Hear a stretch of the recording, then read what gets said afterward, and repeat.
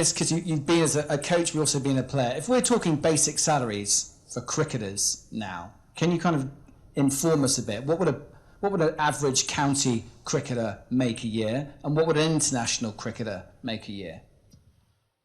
Yeah, I'd probably say the average county cricketer is probably sort of 60, 70,000 pounds, so not huge amounts. But then the top end county player is probably about 130. Is that sort of fair? 130, 150.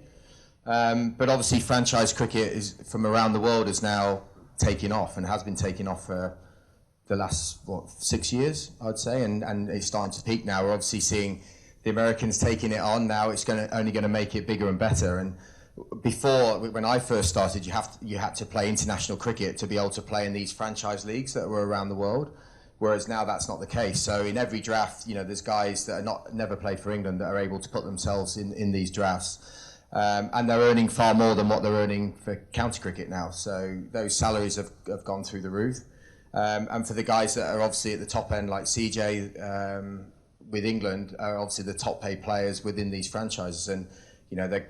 If it's an IPL auction, some are going for 1.5 million for 7 weeks' work.